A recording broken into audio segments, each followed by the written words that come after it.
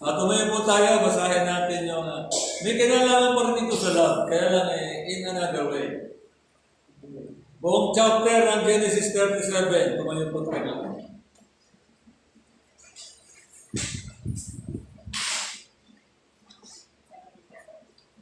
Sige po, buong chapter.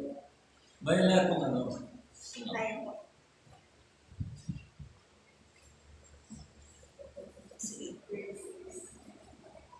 Chapter 37, ang pagmamahal ni Jacob kay Jose. At tumahan si Jacob sa lupain pinag-ibahang lupain ng kanyang ama sa lupain ng Kanaan. Ito ang lahi ni Jacob. Si Jose na may 17 taon ay nagpapastol ng kawan na kasama ng kanyang mga kapatid at siya'y batang kasamahan ng mga anak ni Bilha at mga anak ni Silpa na mga asawa ng kaniyang ama at ibinalita ni Jose sa kanyang ama ang kasamaan nila. Minamahal ka nga ni Israel si Jose ng higit kaysa lahat niyang anak, sapagkat siya'y ang anak ng kanyang katandaan at siya'y ginawa ng isang tunika na may sari-saring kulay. At nakita ng kanyang mga kapatid na siya'y minamahal ng kanilang ama na higit kaysa lahat niyang kapatid at siya'y kinaputan at hindi nila mapagsalitaan siya ng payapa. At nanaginip si Jose na isang panaginip at isinaysay sa kanyang mga kapatid at lalo pa nilang kinapuutan siya. At sinabi sa kanila, pakinggan ninyo, ipinangamanhid ko sa inyo itong panaginip na akin na panaginip. Sapagkat narito tayo nagtatali ng mga bigkis ng trigo sa bukid at narito na tumindig ang aking bigkis at tumubid din naman at narito ang inyong mga bigkis ay napa sa palibot at yumukod sa aking bigkis. At sa kanya sinabi ng kanyang mga kapatid, maghahari ka ba sa amin o papanginoon ka sa amin?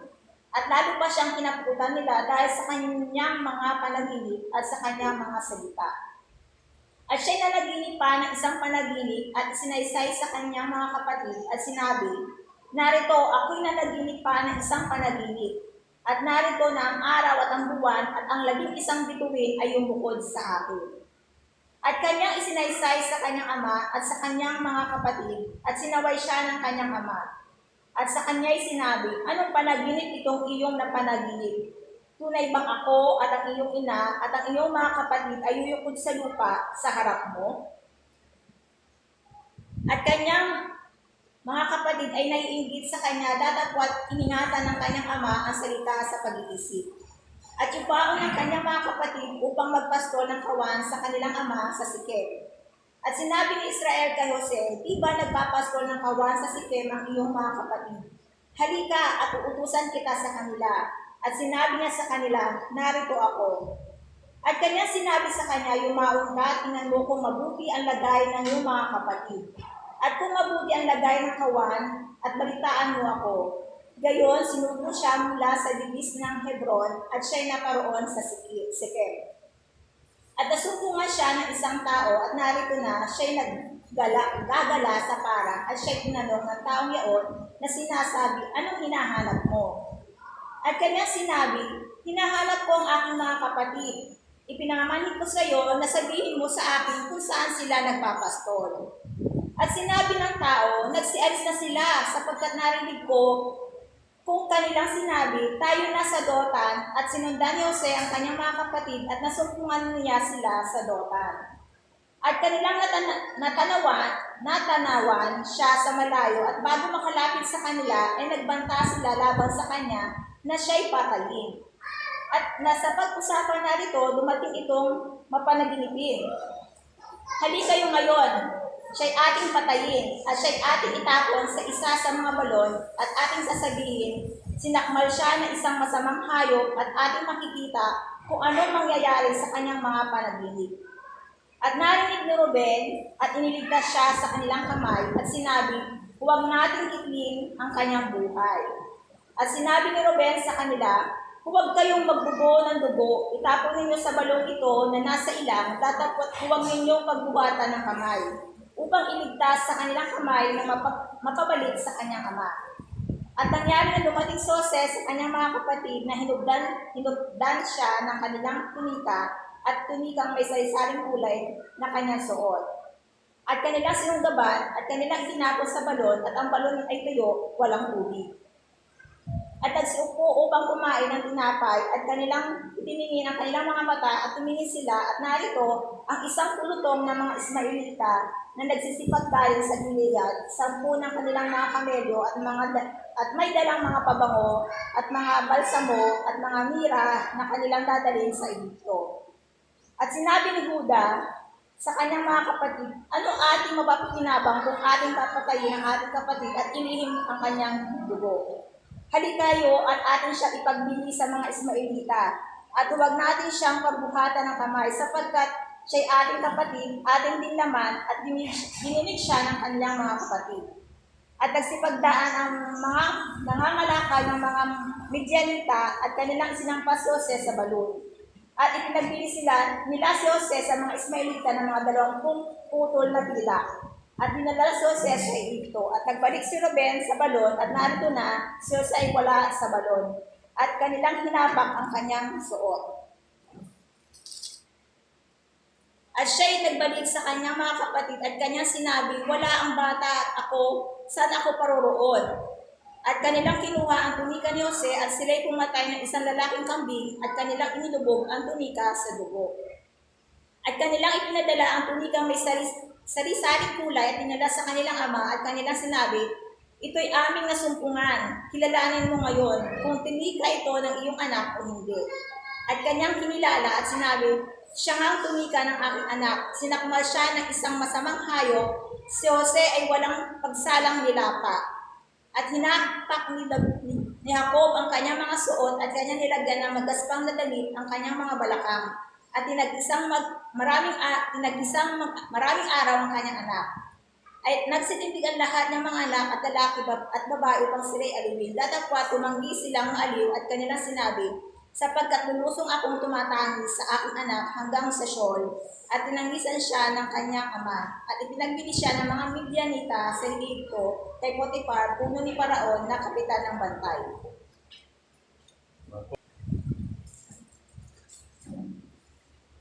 Paalala lang din dito, huwag kayong mag-share ng blessing, testimony niyo sa naiingit sa inyo. Hindi sila mag-bless. Nanaginip si Joseph, di ba? Nanaginip ako, nagpo-post na nga yung kapatid niya sa kanya eh. Nakwento pa siya, di alam na yung gate. Tapos nanaginip ulit. Huwag kayong mag-share ng magagandang ginagawa sa inyo ng Diyos sa tao na yung gate. Hindi blessing sa kanila. Lalo silang naiingit. Kaya anong nangyari ito? Patayin na lang natin yan. Anyway, bumagat po na ating pag-aaralan ay the pulling out of Joseph. The pulling out of Joseph. The pulling out of Joseph. Ano ba yung pulling out? Yung binunot, bunutin, atakin, kunin. Kaya, kung paano po merong nangyayaring pulling out, tulad po World War II, yung po British troops ay na-corner ng mga German soldiers sa France, 300,000 sila. They are about to be annihilated or to be captured. Ang dami nun, 300,000. No choice. Kaya ang ginawa ng British government, pinull out sila. Ni-rescue sila.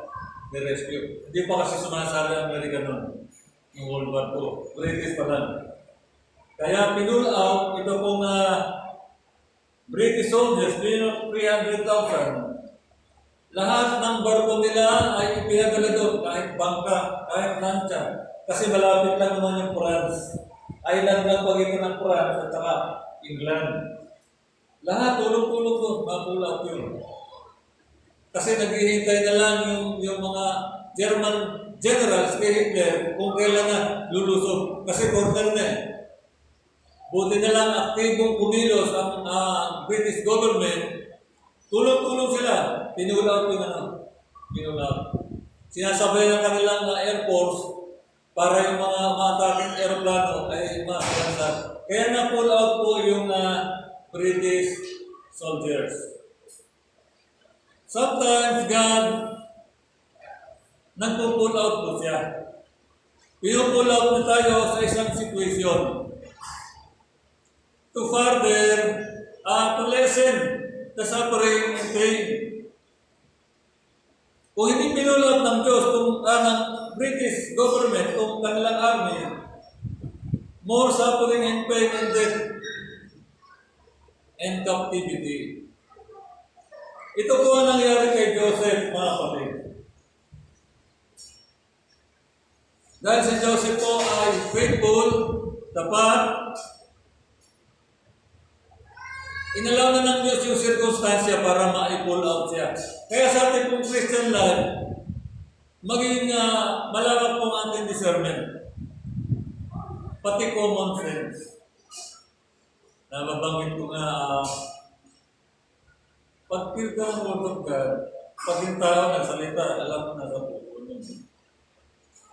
At nag-move na siya, alam mo kung ano nasa puso mo. Pero hanggat hindi mo alam, kasi nakakaalam puso ng tao. So, bakit po? Kasi si Joseph na po ay minamantrato ng kanyang mga kapatid. Kung babasahin mo, lagi siyang pinagsasalitaan ng hindi maganda. Pero si Joseph, dahil bata, ano pa rin ang kanyang commitment, sincerity, sa kanyang family, sa kanyang mga brothers, ano pa rin? Andun pa rin. Kaya, kahit minamantrato na siya, hindi alam ni Joseph, papatayin na siya ng kanyang mga kapatid. Kaya ang Diyos, inilaw na ito para ma-pull out siya. Kasi hindi nakikita ni Joseph yung danger.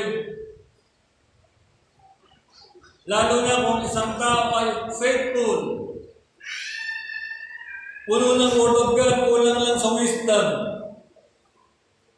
Kasi ang Kristiyano pong tapat yan, hindi aalis yan sa isang samahan, sa isang fellowship, sa isang grupo, sa isang tao.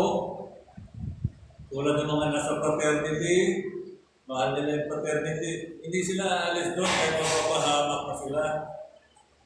Kaya it takes divine intervention or event. Kaya kita niyo yung iba, dahil iba, ayaw na mag-fraternity, bakit? Brotherhood daw brotherhood. Dagaan sa initiation. Brotherhood, parang brother tayo, brother.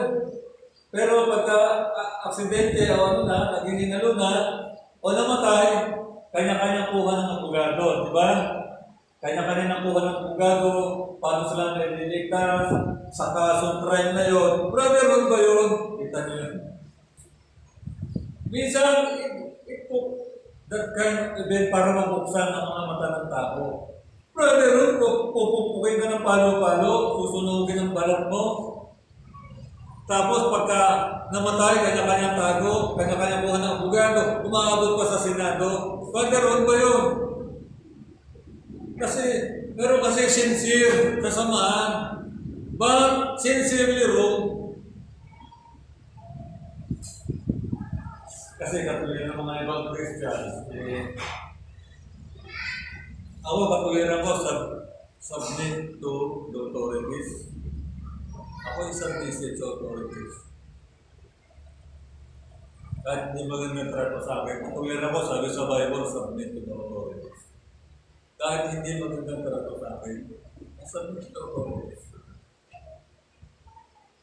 Kaya lang, sa tindi ng persecution, ng maltreatment, it affected my nerves. Na-apektuhan na po yung nerves ko. Hindi pa rin ako maalis kasi submit to the authorities. Kulang kasi ko sa common sense at wisdom. Si David, nung pinapatay na, tumakas na. Di ba? Tumakas na si David. Faithful siya kay King Saul at sa mga Israeli armies, pero nung hinahanting na siya, bawal makita siya ni King Saul, sinisibat siya. May common sense na yun ito Takbo na. Takbo. Layas. Faithful ako, sabi ng Panginoon, sabi ng authorities, to the king. Pero Dito na ako makakain. Mamaya sisibatin na naman ako ng Benson. Sasalubungin ko siya. Ang naman! YouTube King! Ito! Tsuga! Patay. Ito ay nakwento ko na because of naapektuhan yung nerves ko. Pati nerves ng tenga. Nasample ko to ito pala. Dahil naapektuhan yung nerves ko, pag nabati ako sa tao, sumalin, nalaman ganun. Pagkatapos ng kaaway, babalik ako dito. Kasi sinabi ko kung noong natin na sinakaway. Sabay takbo. Kasi nakakaya. Kasi gusto ko, ako pala bating tao eh. Kaya lang, dumating yung time gano'n, because of the attack. Pabati na naman ako. Basta ko, okay. Nagsusumiksik pa rin ako sa church. Hanggang sa kailangan kong lumayas, umalis kasi mapapatay ako. Minsan yung mga Kristiyano, minsan na kulang tayo sa mga pag na-tax window, we are not gracious people. Diba, may mga comment-comment na story para ba? Gusto kong bumati. Kaya lang yung sa akin. Sabi nung nandiyan, hindi ka pagbabato. Hindi na ako nakita. Pero nung na-overcome ko na, nung na-overcome ko na, yung bati ako. Binibigyan ko magandang tono, Mang Punch! Kamusta? Kamusta, Mang Punch? Mang Pancho, kamusta naman kayo? Oh, hindi ko narinig yung Garo Lewis. Hindi ko napatugtog yung Garo Lewis, doon sa kanto. Kasi na-overcome ko. Minsan, ang gracious people tayo na hindi mo alam sa pere mo isang tao, hindi lang bibigay ng amen or tender. Kinakabahay ng demonyo yung tao at walang ba, kaya Jesus mo ka.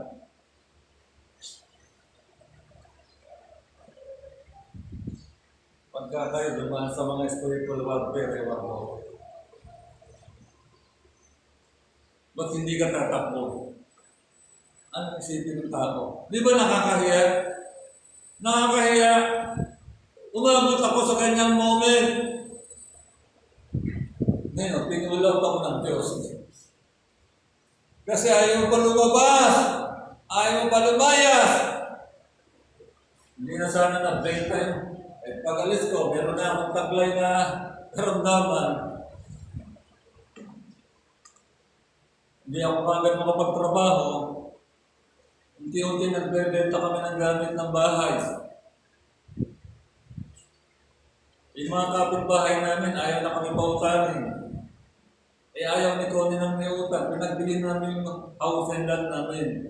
Kung ako lang nagkaroon ng common sense and wisdom, hindi na sana nabenta yung bahay. Minsan maging wise tayo. Pag yung leader ng church, pinamanipulate ka na at hindi nagbabago, mayas ka na. Parang kung yung na pagpupunay church window nung bagong galo sa simbahan, doon pa umupo sa harapan lalaki, mag-asawa. Kung pag-upo, mag-umpisa siya mag-preach, biglang ang lakas ng hilig, na meron ka lakas kong mag-hilig. Kung meron kayo nakatabing tao lakas mag-hilig, yung sa Pamplan, kasama pa si Danny, worker pa si Danny, sino ba, yung barito pala. Nakalimutan ko pangalan. Ang lakas mag-hilig talaga. Ganun talaga. Duming ba yun?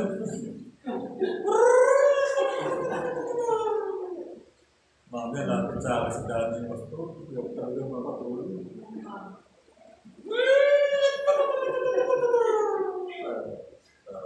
May sakit kaya pa sa puso. Patay na po siya. We are not judging those man, ha? Mabait yun. Doming ba talaga yun? Mabait yun. God bless him na rock and roll na event siya. Biro mo pag nagpipsa sa gano'n. Rinig sa buong congregation. Sa loob. Dito pa mo. Ito. Ang nasa natapos yung nagawa niya. Tapos na wala na ang tao. Nakita niya yung asawa. Nagabang sa lalabas natin. Anong sabi niya? Tiyak, i-empower ko. Tiyak, sasabihin ito. Pastor, pinilit ko lang talaga yung asawa ko para makadalo kasi ang deliver. Mas marami talaga ang galing na sa isip niya. Well, hindi. Pinagbigyan lang ako rito. In fact, ilang beses na kami mag-divorce kami. Kaya lang, bago mo lang kami mag-divorce, sinama ko rito at makarinig ng preaching. Yun yung nasa isip niya. Yan ang nasabi. Talagang tawa dyan.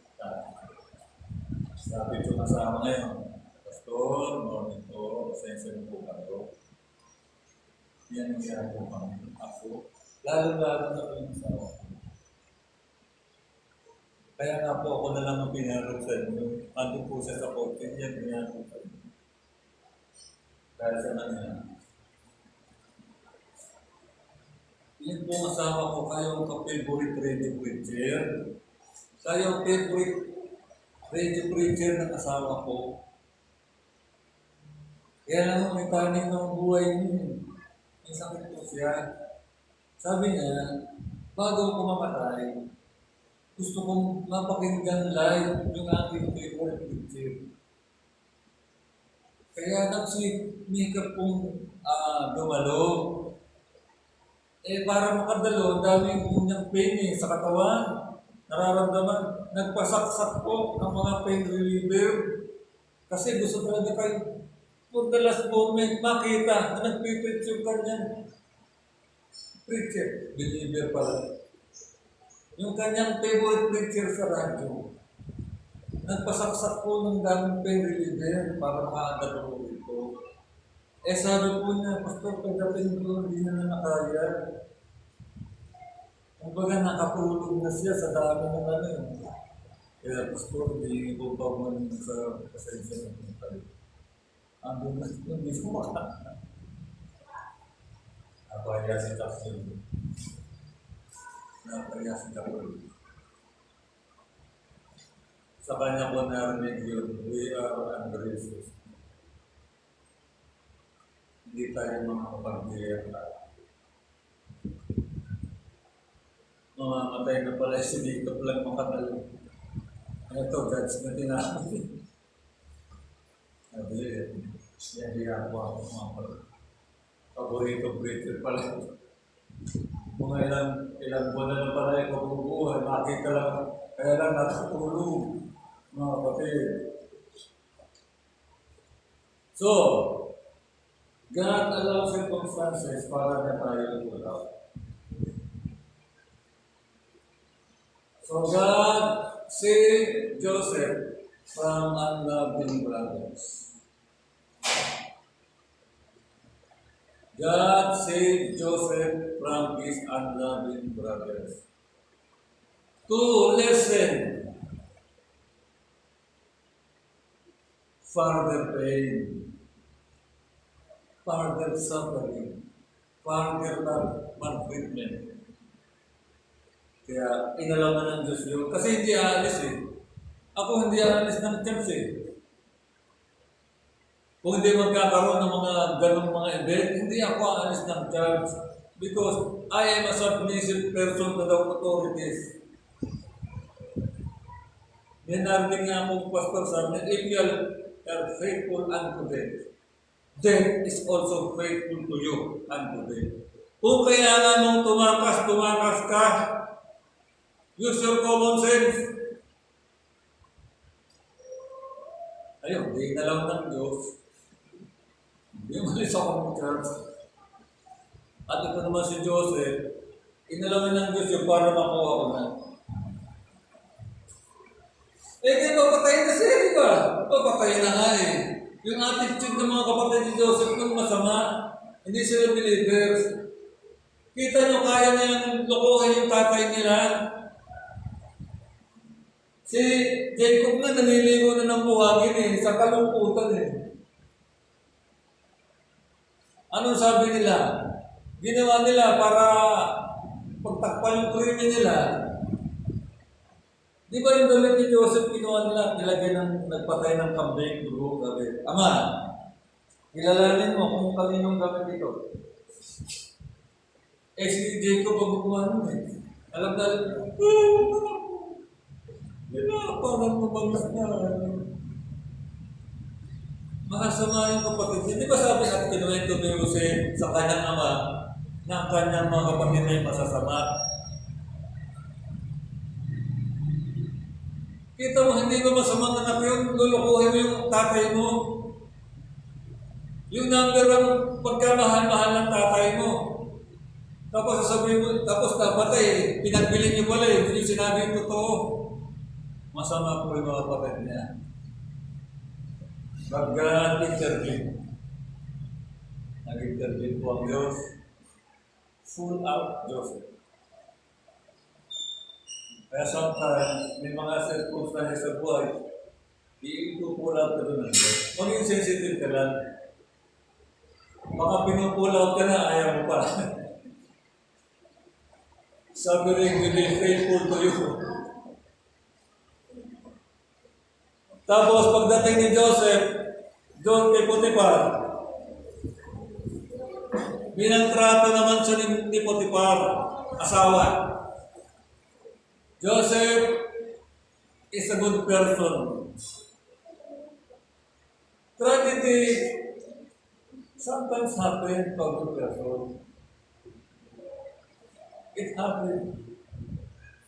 Kaya na laging mensahe dito ng Panginoon, be faithful and committed and be close, very, very close to God. Yun lang ang tanging kanlungan para makasurvive ka tayo sa mga unworthy moment, sa mga pain, suffering, loneliness, yung close relationship with God. Because God is true. God is true. Nung nandun ako sa matinding suffering ng buhay ko, akalain mong sabihin sa akin ng Panginoon, I love you. I love you. Dapat I heal you. I deliver you. Hindi, I love you. Kaya, parte yan, mga kinikwento ko sa inyo. Pagbagong taon, doon ako sa tanay. Wala nang tao sa akin yun, hindi na ako. Hindi ko sa po. Naapektuhan nga na sa tenga ko Lahat po yun dahil sa spiritual warfare. It's serving God. Hindi ko ginanong. Kaya ang tayo, I love you. I love you, Lord. I love you, my Lord. Good morning, ang Pasko. Good morning, mga bro. Anong nabawal ko yung pagpati ko sa kanila? I love you, ba yun? After many years, I love you. Totoo pala. Mahal pala ko ng Panginoon. And I thank God for those events. I became, by the glory of God, I became deeper sa aking relationship sa Diyos. Kung tatanungin mo ng ano masasabi mo sa nakaraan mo? Ano sabihin ko sa Panginoon? Lord, okay, Lord. Okay! Okay, Lord! Sometimes God allows breaking for us to become human. Truly human. And truly Christians.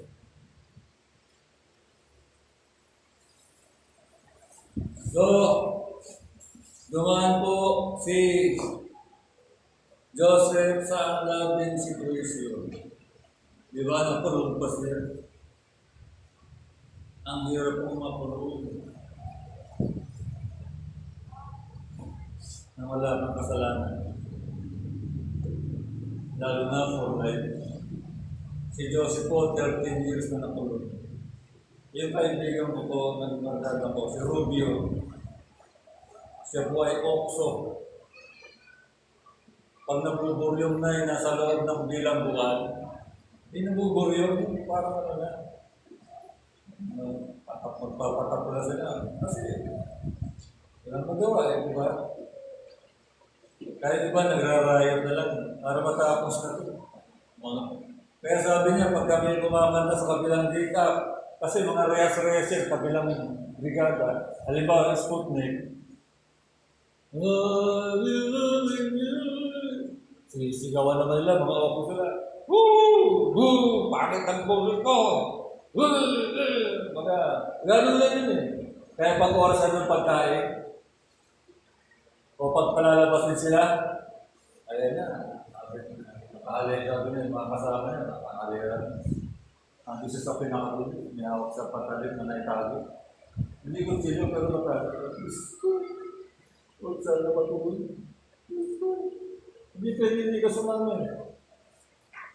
Huwag po sana patuloy. Ang hirap doon, mabati. Tapos wala kang kasalanan. Baka sumali ka na sa radyo. Log-log. Log-log niya, gagawin ko na ito. Wala naman akong kasalanan. Hindi gawin ko na. O mapatay na ako, di tapos na. O makapatay ako. God. Experience by Joseph. But God pulled him out in unloving circumstances. Ikaw ba'y nasa unloving circumstances? God will pull you out. Just wait. Pero kung kanta, I don't care what they say, I won't stay in a world without love. Alam niyo? But sing out the truth, and then,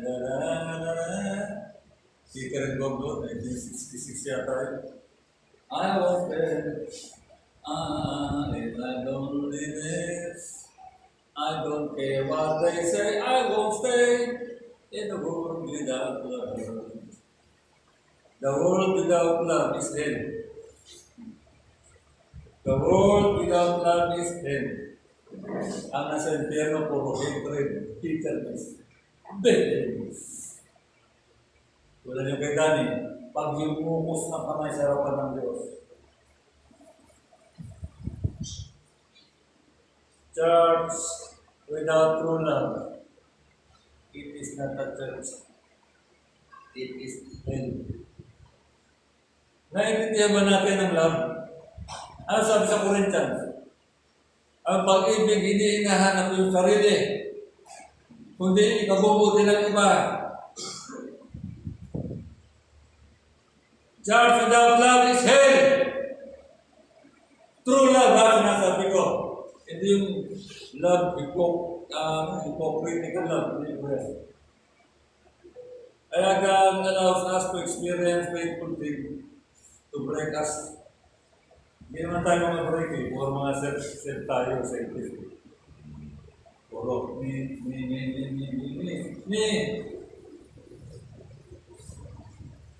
God will have Joseph from this unloving and painful and very lonely situation.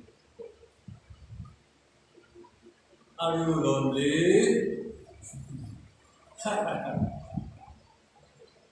God will pull you out in your loneliness.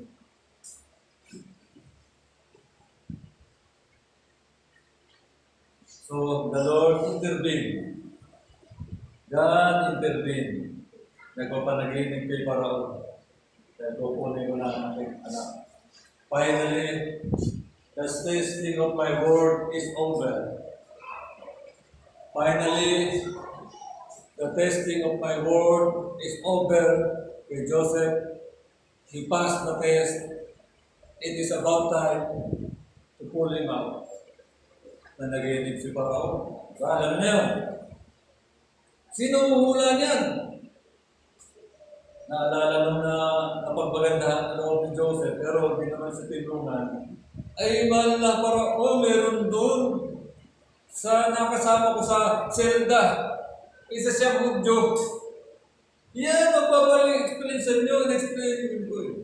Tawagin yung tao na yan. Kamay ng Diyos yun. Yaman nila i-explain mo yun. Explain mo yung dream ko. Ano ito? Manari, ganun-ganun yan, ganun-ganun. 7 taong maguto, 7 taong apat. Sa ganun, 7 taong maguto. Ano gagawin na? Eh di magkamali kayo, magtanim-magtanim, ganun-ganun. Nung ni Joseph, di ba na-explain ni Joseph yun? Ano ginawa ng ari? Sabi ng ari, ako ang pinakamataas dito, ikaw ang pangalawa. Wala nga namang desisyon na gagawin dito na hindi mo aayun. Diba? Nag-isa ng gagawin dito. Iparada si Joseph, itanyag niyo sa ito, sa sentro ng kaharian. Sabihin niyo sa Panginoon ng Egypt. God pulled Joseph out in another situation and brought him to the loving King. To the loving and understanding King. Nung nalaman ni Parao na napunta rito yung mga kapatid niya, sa Egypt, sa pagkain, ano sabi ni Parao? Kunin mo yung pamilya mo, dalhin mo rito. I will give you the best of the land. I will give you the best of the land. In Joseph. Ito yung pamilya. God brought Joseph to the loving King. And understanding King. You see, ganti ng Diyos. Peace lang po, mga kapatid! Peace lang! Wala ba nang mamansayo rito? Peace lang! God will pull you out and bring you to the loving people. Or God will change the people. The heart of the people you are in.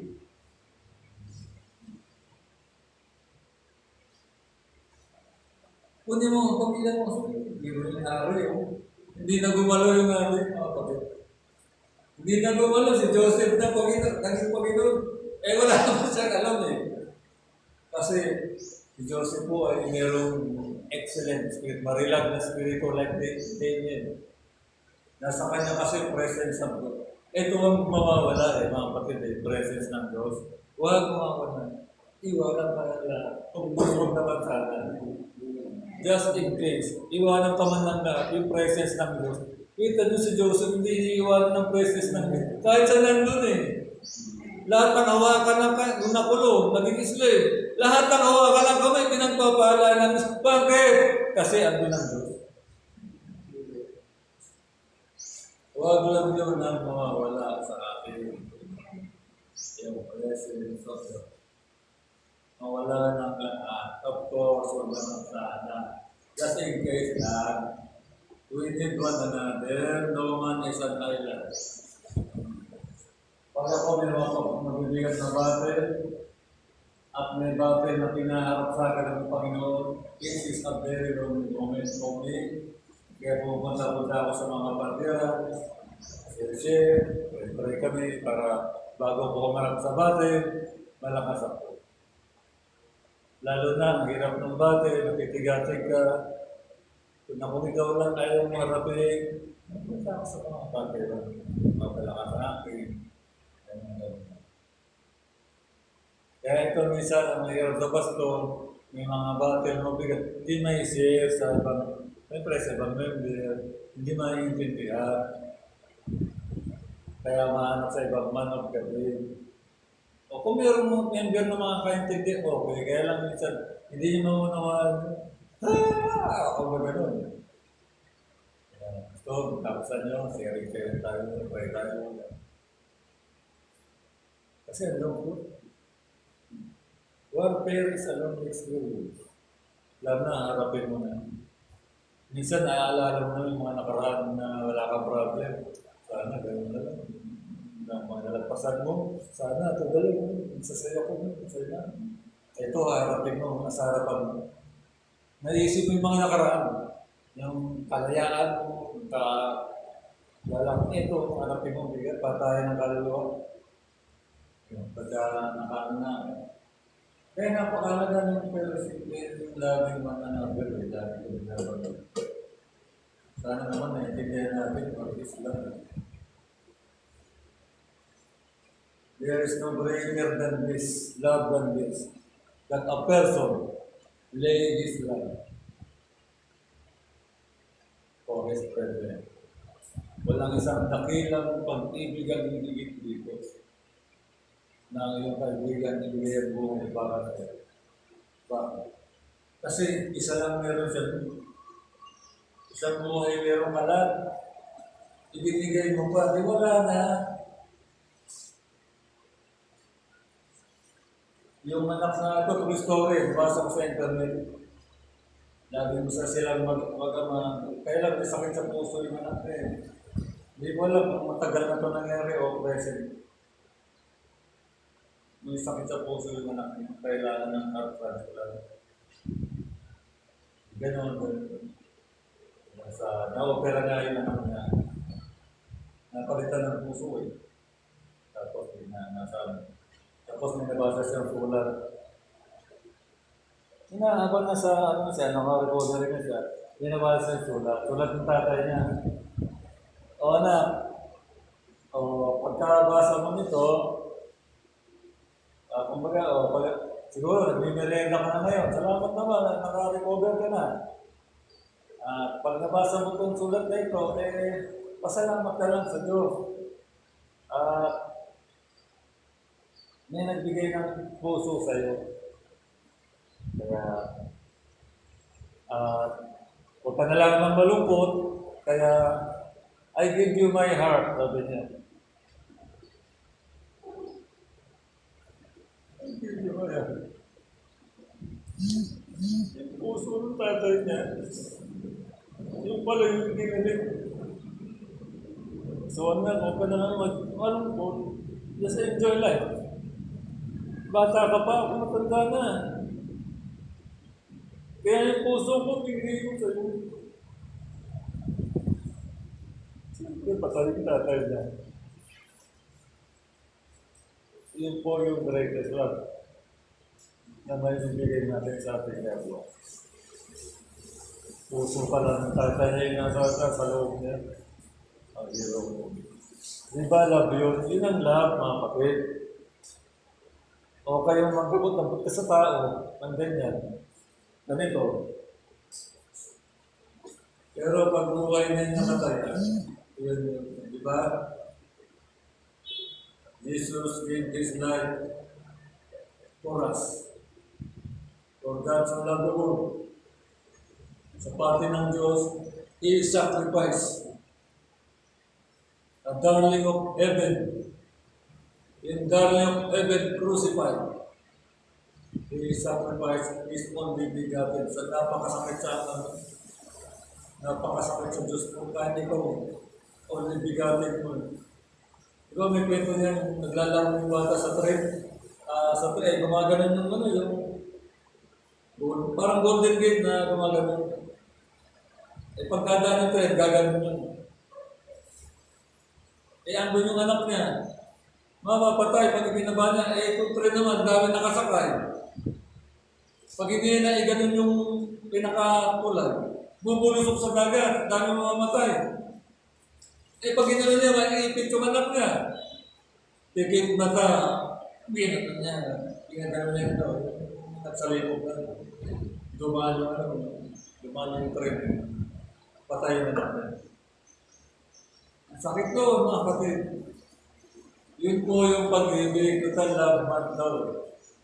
Eh dapat sa atin, di lang February, love month.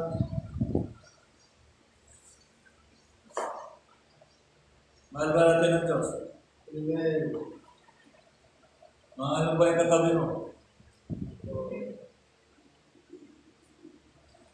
Lumahan po tayo sa Panginoon. Sometimes it took pain for us to go deeper sa ating spiritual life. It took suffering and pain para tayo mabuksan ang ating mga understanding. And sometimes it took negative experiences para magising tayo. So, God brought Joseph to a loving king, to the loving, napakatindi ng pagmamahal na ito. Para basahin niyo, si Paro pa umanap ng asawa niya. Si Paro pa umanap at ibinigay na asawa ni Paro kay Joseph, parang Asenat, si Asenat. Siguro sa loob niya kailangan, hindi basta-basta babae yung nagbigay po dito. Si Paro mismo ang nagbigay. Ayan, magiging asawa niya. Kasi minahal sa ni Pedro.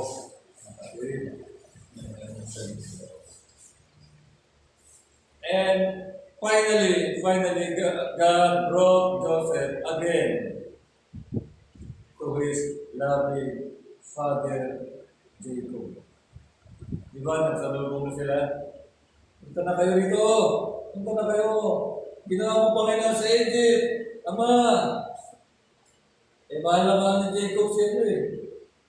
Kaya nagsabi nung, di ba, pumunta yung mga kapatid niya sa Egypt, si Joseph pala yung Panginoon doon. Sabihin mo sa tatay, gano'n.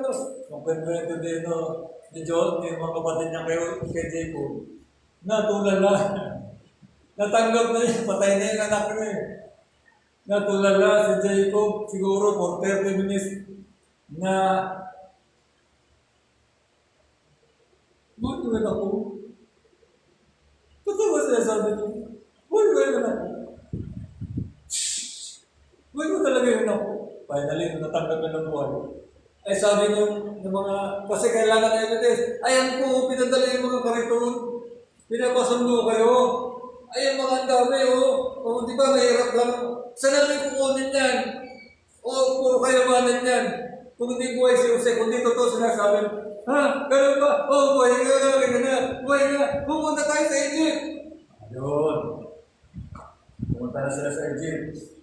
Di ba, nagsalubong na sila? Malayo pa lang, tumakbo na si Jose. Pinalubong yung tatay niya. Nag-iyak ka pa. Nag-iyak na niya si Joseph.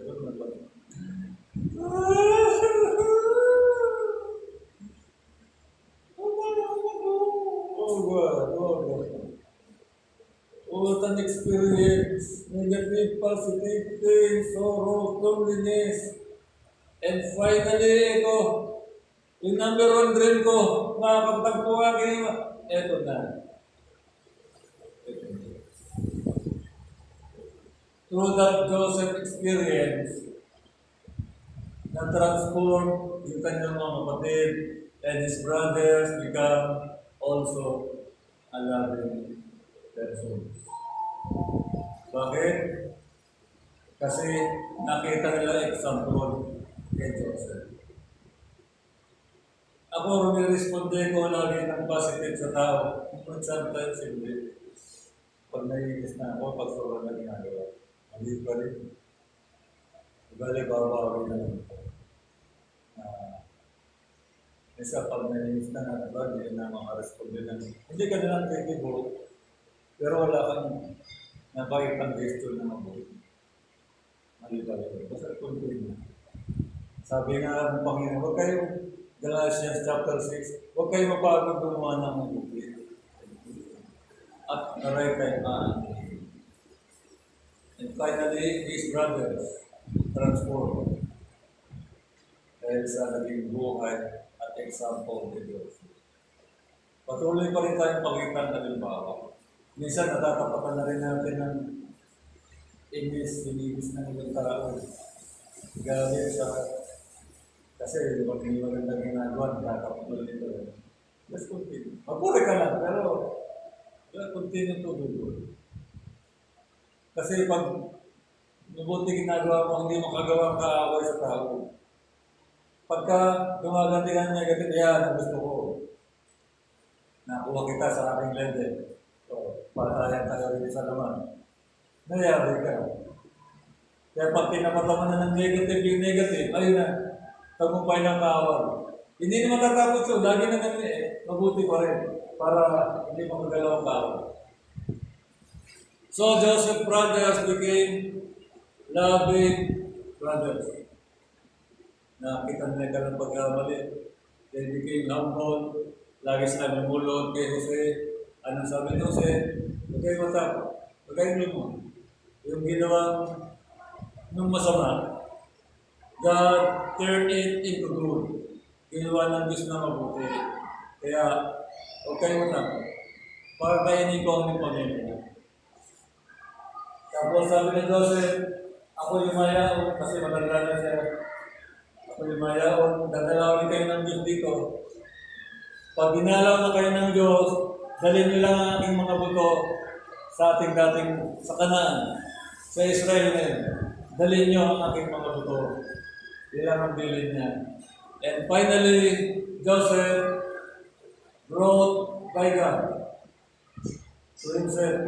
Finally, binrote ng Diyos si Joseph to the loving God, to the loving Father. Yun ang talaga loving.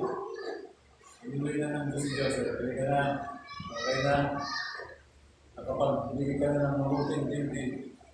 Kaya ang Diyos na mapagmahal, finally, ay kinuha na si Joseph.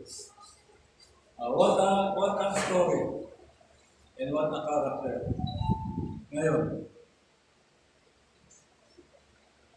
ikaw ba'y nasa loneliness, unloving situation, unloving place, unloving relationship?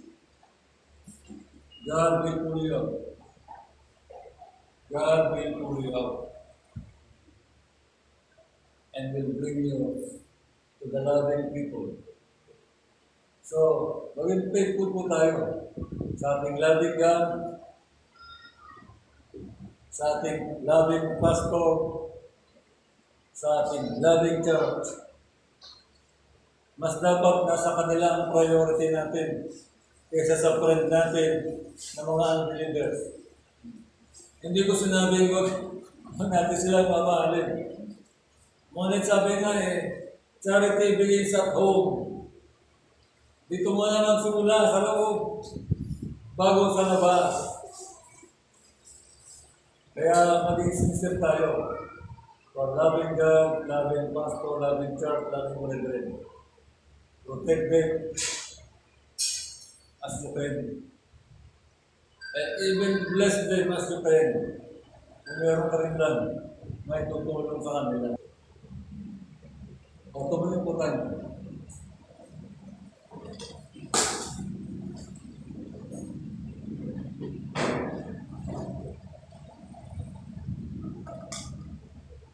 Ayun na po, the pulling out of Joseph. Lapit ka na yung pull out ng Diyos sa maling sitwasyon. At malapit ka na dalhin ng Diyos sa kanyang very presence. God is totoo. Just hang on. Nung sabi sa akin ng Diyos, I love you. Naniwala ako, kahit mali ang nararamdaman ko, hindi tama, kahit ako nagsasalita. I believe, I hang on. Ang Diyos ko nagsasalita, mga 3 beses ko narinig tinig ng Diyos sa buong buhay ko. Yung malinawan, pero mga impression marami. Of course, sa Bible. Nag-pass niya ako 4 days and a half. Dahil ilang ng kapatid ko. Nag-pass din ako para sa kanya. Ang madaling araw yan dahil sa ito, sa aking puso. Wala ko narinig sa tainga. Dito ko naririnig. Nalalaman ko ang lahat ng bagay na nangyayari sa iyo. Iwanan mo. Bukuhin dito, nalalaman ko. Lahat ng bagay na nangyayari. Alam na pala yung sitwasyon ko. Alam na pala yung sitwasyon ko. Pag-uwi ko sa bahay, solve. Pag-uwi ko sa bahay, solve, problem. At sasalita mo ang Diyos, totoo. So the Bible to impress you, even every day. Pastor, ba't di mo nakikinig ka rin? Hindi ka kasi nakikinig. Ba't di ko nakikinig? Wala namang panahon. Masyado tayo na sa sarili niyo. It's time to break. Isa sa mabagat ng ating adversity, changes or divine intervention. Without divine intervention, no changes. Mag-change po tayo, kapatid. Ngayon na. So, tayo naman namin. Lord, salamat po. Biyaya po sa amin. Lord, salamat sa mga servant of God mo na hindi kami nahiya. Nalaki ka namin, pinaglaban na ng na may encourage kami ipaglaban din ang aming faith, Panginoon. Nakita rin namin, Lord, yung mga servant mo mga nag-pray. Bumaksak. Ngunit itinayo mo silang ulit, Panginoon. Tulad ni David, Lord. Mga nagkakalay ko. But, yun ang condemning ka. At pinanatili mo ang iyong slogan kay David that he is man after God's own heart. Because you are not looking for what we are. You are looking for what we can be. Kung ano magagawa mo sa amin, yun ang tinitingnan mo. Nagmamayos, obra, manios. Kaya Lord, salamat po. Maging sa mga tulad si Samson, Lord, nag-pray. But you're still there at the last moment of his life. Nung nanalangin si Samson, Lord, for the last time. For the last time na lang, Lord. Bring back the anointing. Bring back the strength, Lord. To vindicate my eyes against your enemies. Ang sabi ron at ang Espiritu ng Diyos ay makapangyarihan bumaksak sa ulo sa Diyos. And he defeated and killed all the enemy of them. Binuhat niya yung malaking poster, tinulak niya tumba. Kaya pinakikita din ng Diyos maging sa mga servant na nag-pray. God is not condemning them. Dahil nando siya to put them, stand again, and to finish the race victoriously. Nag-fail ka ba in the past? Kalimutan mo na yan. God is raising you up again to finish victoriously for the glory of His name. Oh Lord, salamat sa iyo.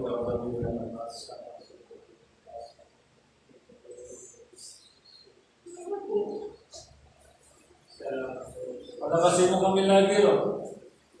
Strengthen your brethren. Wala nang pagig dito. Kaya dito. Panginoon, tulungan mo kami sa aming mga. Wala kasi mo po kami lahat.